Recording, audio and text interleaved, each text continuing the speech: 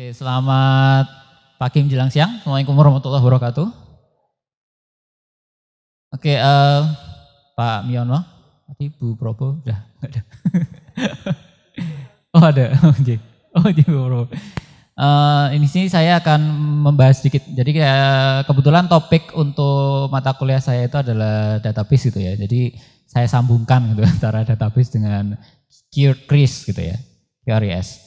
Nah, kita bicara sedikit mengenai back end proses ya. Jadi kalau kita tadi dan mungkin yang dialami oleh teman-teman di sini gitu ya. Jadi kalau kalian scan tuh ya taunya pada saat scan itu aja. Tapi proses apa sih yang terjadi di balik itu? Gitu ya. Nah sebenarnya yang terjadi di balik itu ada proses namanya back end proses, di mana ketika kita men-scan QR code, ya itu teman-teman paham kan yang namanya QR code? Kalau misalnya kalian bayangkan nggak, kok scan kayak gitu bisa terus kemudian bayar gitu? Kebayang nggak? Caranya gimana? Hah? Nggak? Oke. Nah di sini kita lihat sedikit. Oh, bisa? Oke. Metode dalam pelaksanaan penscanan QR code itu sendiri. Nah yang disebut dengan QR code sendiri kalau kita baca, sebenarnya kalau itu dibaca oleh aplikasi, itu yang muncul itu adalah kalimat atau kode ya, dalam bentuk angka, huruf dan lain sebagainya. Ya, jadi ada kemungkinan ini terus kenapa dengan kode angka ini atau huruf ini kemudian bisa memunculkan yang namanya transaksi gitu ya. Nah, kalau kita lihat pertama ini misalnya kita nyekan QRIS gitu ya. Karena kita menekan QRIS, saya bisa pakai aplikasi apapun. Tadi saya bisa pakai OVO, Gojek, GoPay gitu ya. Terus saya bisa pakai link aja, nggak masalah. QR code-nya cuma satu. Ya. Nah yang terjadi kemudian ketika saya scan QR code, berikutnya ada yang namanya halaman otorisasi. Ya. Nah sehingga apa? Yang dibaca oleh QR code itu sebenarnya adalah halaman itu. Jadi nanti ada yang namanya misalnya kalau kita bicara mengenai website ya, itu ada HTTP, www dan sebagainya. Jadi QR code itu akan buka itu. Ya, QR code akan buka halaman tadi, halaman otorisasi. Yang kemudian di situ ada berbagai informasi. Informasi yang pertama itu adalah saldo kalian. Ya kan? Ya, ada apa enggak? Nah, dari mana dia dapat saldo kalian? Kira-kira? Dapatnya dari mana? Nah, dapatnya itu dia akan terkoneksi ke database melalui application programming interface yang dimiliki oleh masing-masing aplikasi. Jadi OVO punya API sendiri, terus kemudian Gojek, GoPay-nya punya API sendiri, Link aja punya API sendiri. Nah, masing-masing API itu kemudian akan mengambil data melalui proses OLTP atau Online Transaction Processing. Ya, kalau masih ingat di pertemuan kemarin kita sempat bahas itu. Ya. Nah dengan menggunakan online transaction processing ini maka ya, dia akan terkoneksi ke database sehingga tadi ketika scan QRIS terus kemudian dia dapat ID user nya berapa, siapa. Ya, kalau kalian bayangkan semua aplikasi yang menggunakan QR code itu user ID-nya apa? Kira-kira apa? Nama kalian? Kalian punya user ID apa? Nama? Sepertinya tidak. Nomor telepon kan? Nomor handphone kan? Nah, nomor handphone tuh jadi user ID kenapa? Karena dia unik. Karena ada enggak masing-masing dari kalian punya nomor telepon yang sama? Enggak ya, pasti beda. Beda-beda sehingga apa? Dia unik. Ya. Dan ketika saya misalnya, saya tanya, saya menyebutkan satu nomor telepon, yang punya merasa enggak? Merasa. Kenapa? Karena dengan keunikan nomor telepon ini sebagai user ID, itu bisa merepresentasikan orang itu. Ya. Nah ini konsep dari database itu tadi. Sehingga apa? Ketika saya panggil user ID, nomor telepon 08 sekian, namanya siapa? Diambil. Kolom namanya saya ambil. Terus kemudian saldonya diambil. Terus kemudian ditampilin di halaman otorisasi tadi. Selain itu, selain dari customernya, dia juga terkoneksi dengan database merchantnya. Dia ambil, merchantnya namanya siapa? Supaya apa? Kalau kalian bayar jangan sampai keliru. Ya, pastiin bayarnya ke siapa. Ya, seperti itu. Nah, inilah yang kemudian didukung oleh adanya API, ya, atau Application Programming Interface, menggunakan online transaction processing yang terkoneksi langsung ke database. Sehingga apa? Ketika diotorisasi, otomatis data customernya itu akan berubah. Jadi proses secara teknis kira-kira seperti ini. Ya. Ini adalah transaction file, ya, atau file transaksi di dalam sebuah database. Ketika terjadi transaksi tadi, otomatis dia akan mencatat, ya, adanya payment ID, ya, yang unik, pasti akan muncul keluar angka-angkanya payment ID-nya. Terus kemudian dia akan melihat jumlahnya berapa, waktunya berapa, dan seterusnya. Ya. Nah, data-data ini sepertinya hanya data-data yang simple. Akan tetapi kalau di dalam pengelolaan data, dia bisa masuk ke dalam data besar atau big data. Ya. Yang nantinya kalau ini ditangkap oleh misalnya BI, itu bisa dipakai untuk dianalisis. Yang nanti masuk ke proses yang satunya lagi namanya OLAP. Ya, Online Analytics Processing. Nah, misalnya contohnya seperti ini. Ketika tadi scan, dia akan membuka satu file transaksi. Ya.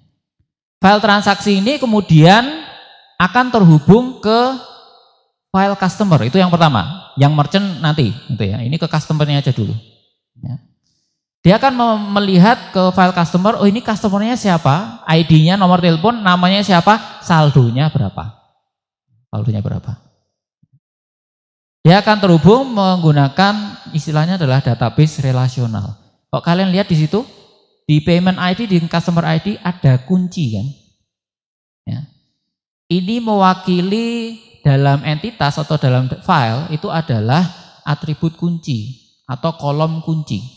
Ya. Itu identifikasi atau identifier bagi masing-masing file yang ada di dalam satu database. Buat apa kunci itu? Salah satunya adalah menghubungkan satu tabel dengan tabel yang lainnya. Ya. Contohnya seperti ini. Ya.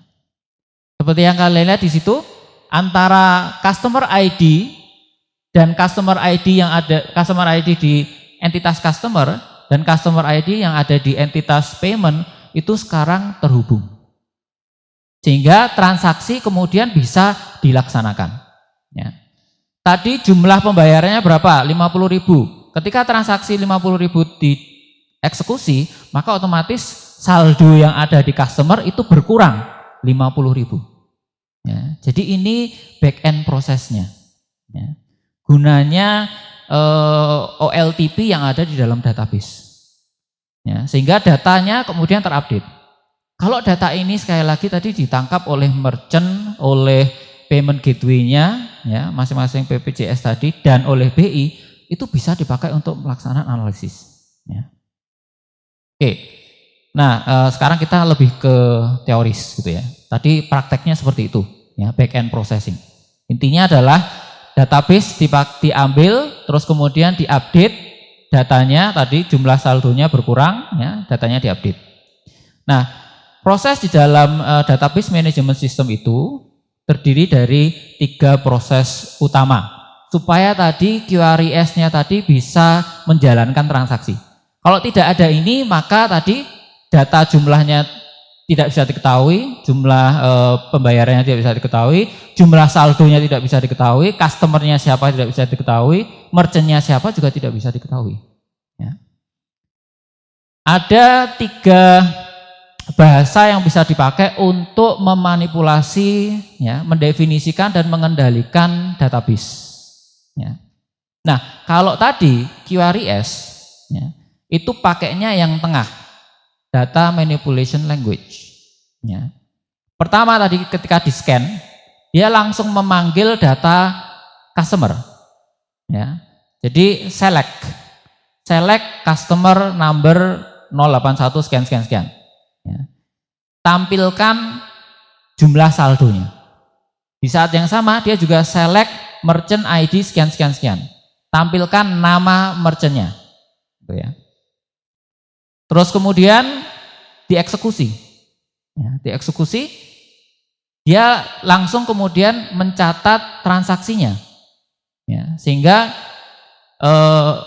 insert transaksi. Ya, transaksinya dicatat di dalam database.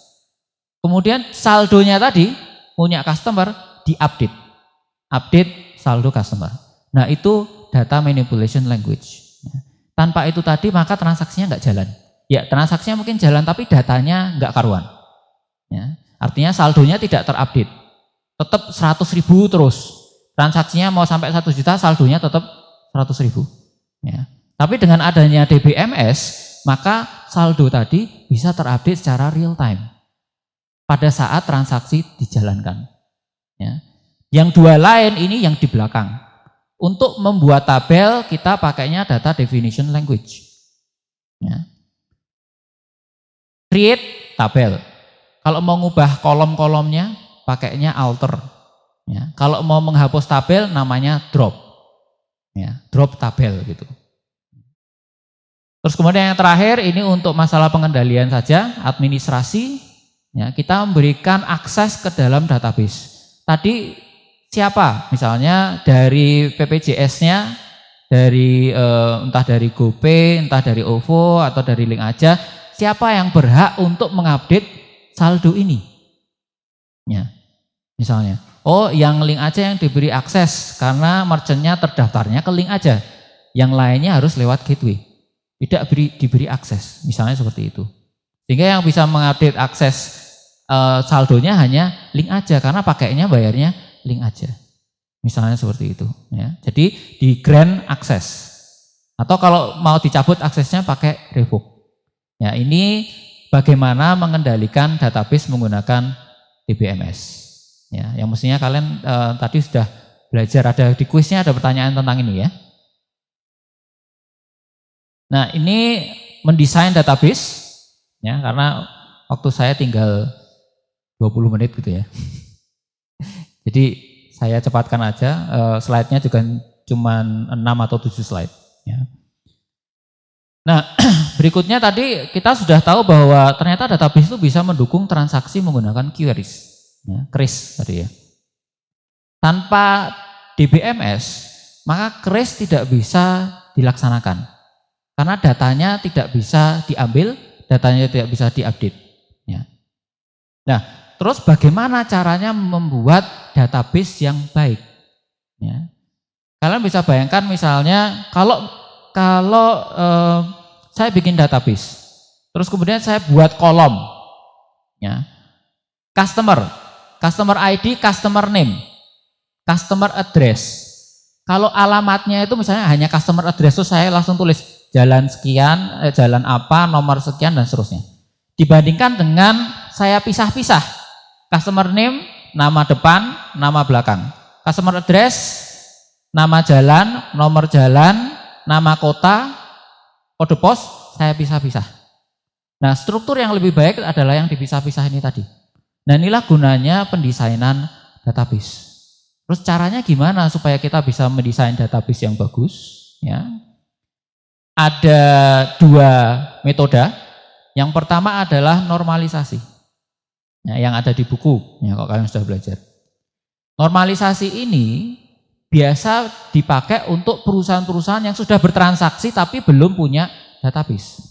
Ya, jadi misalnya sudah transaksi menggunakan uang kartal, tapi kita nggak punya customer database, kita nggak punya merchant database. Kenapa? Karena nggak butuh. Ya, saya nggak peduli yang bayar siapa, yang penting saya dapat uang. Tapi kalau pakai QRIS, mau tidak mau kita harus membuat database. Dari merchant mungkin tidak perlu, tapi dari payment gateway-nya, PPJS-nya perlu. BI juga pasti punya database-nya.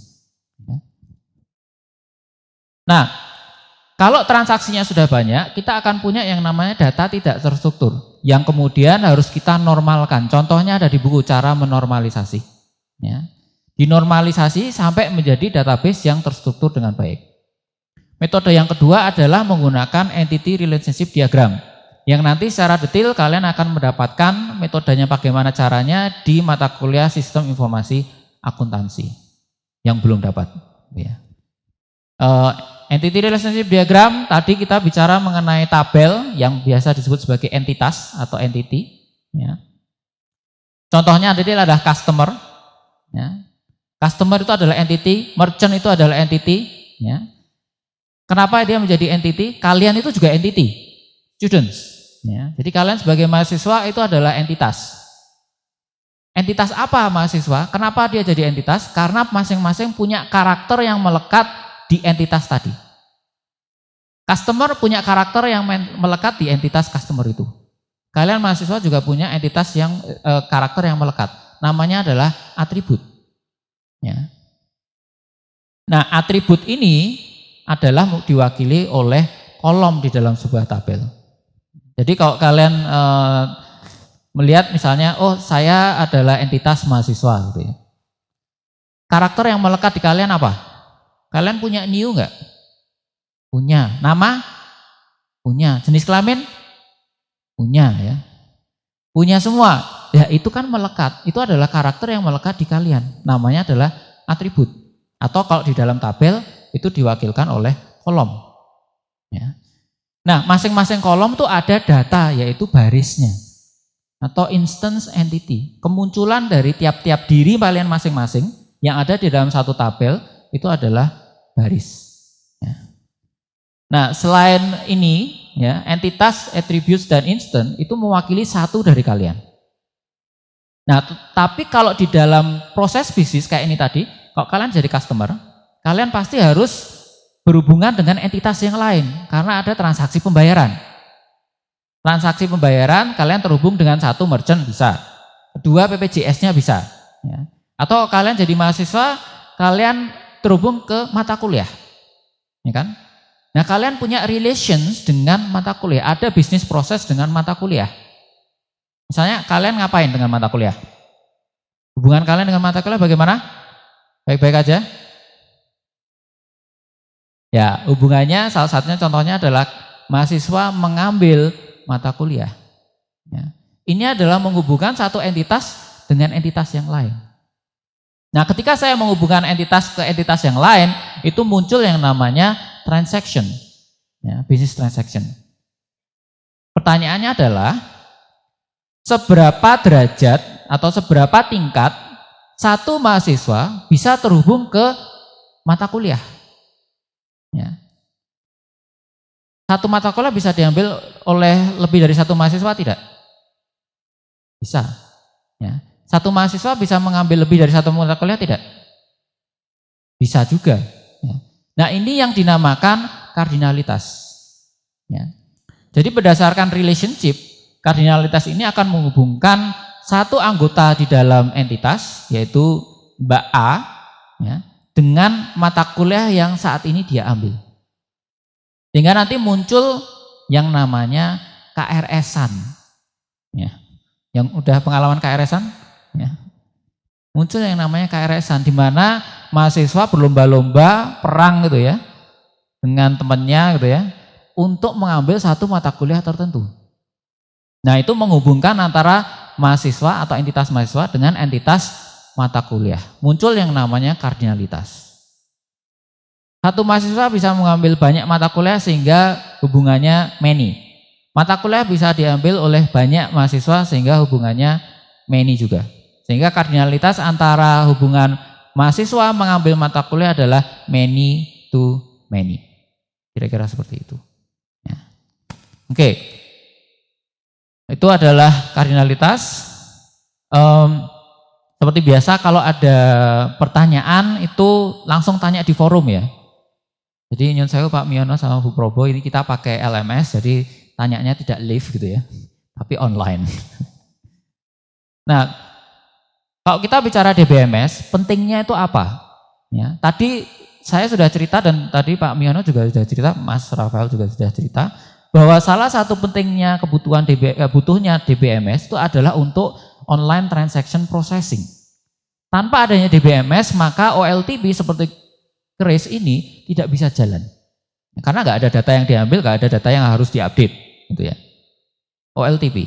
Yang kedua itu yang nantinya mungkin akan dilakukan oleh BI karena kerjaannya BI, yaitu data analytics, gitu ya.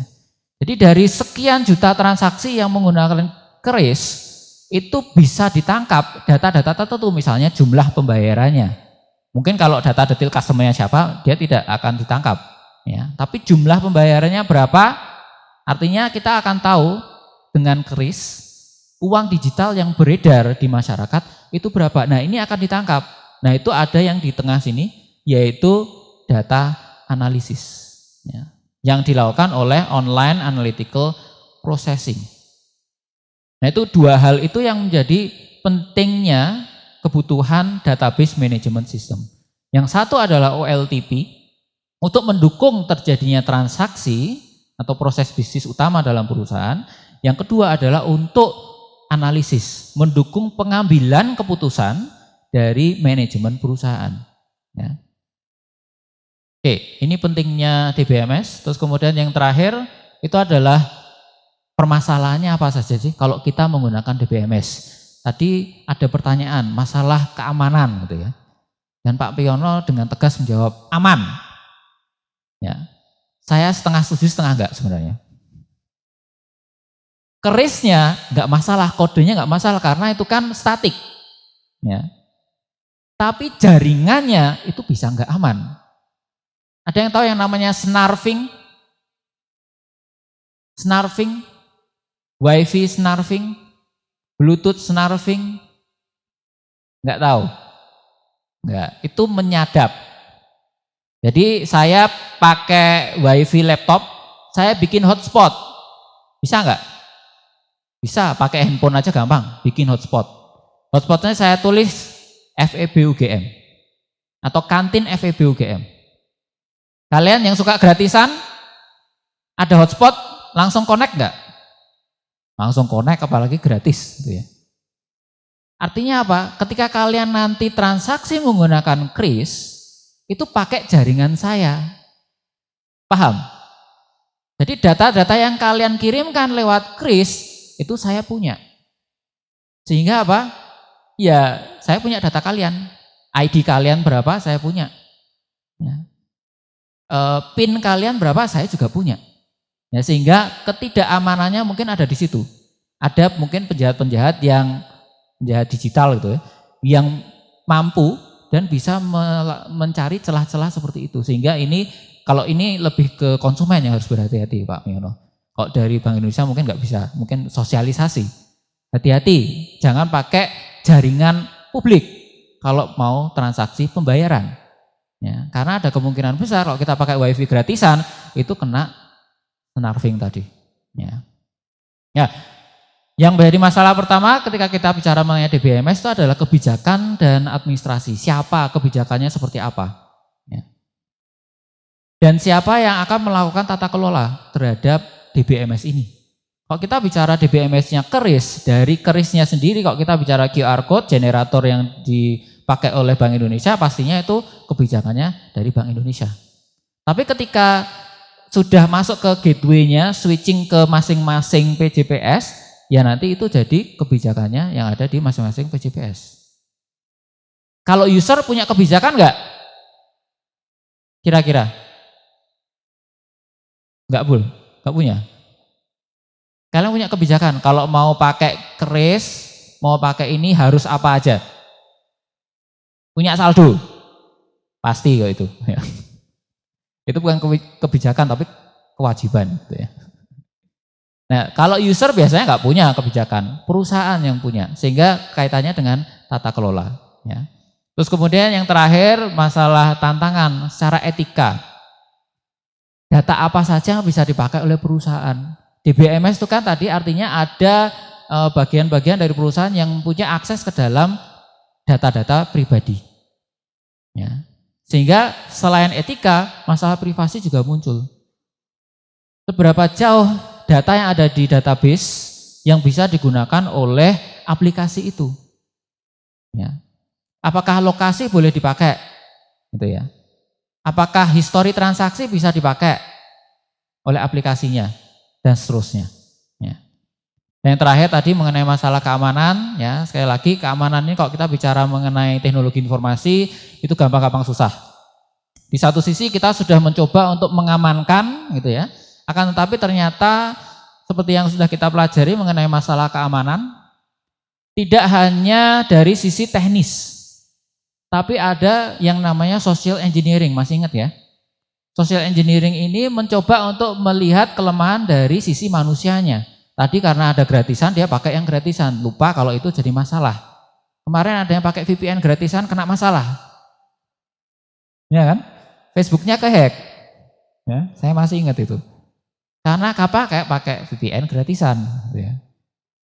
Data-datanya lewat server VPN-nya bisa dipakai. Ya.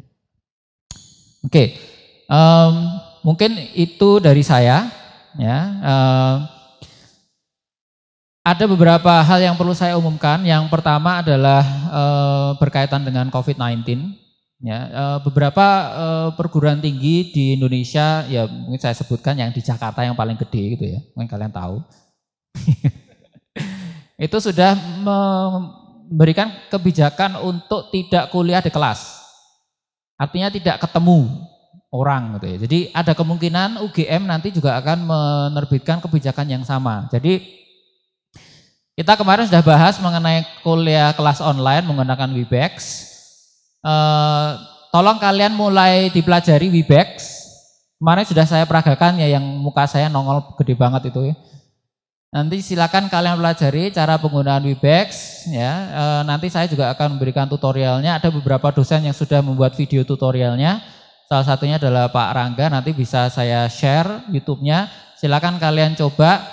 Untuk kemungkinan besar ke depan kalian kuliah online menggunakan Webex. Sementara itu kalau kebijakannya sudah terlanjur keluar nanti, kita tetap akan menggunakan LMS untuk komunikasi. Jadi nanti kebetulan hari ini harusnya ada presentasi gitu ya, tapi kalian beruntung ada kuliah umum jadi nggak perlu presentasi gitu ya.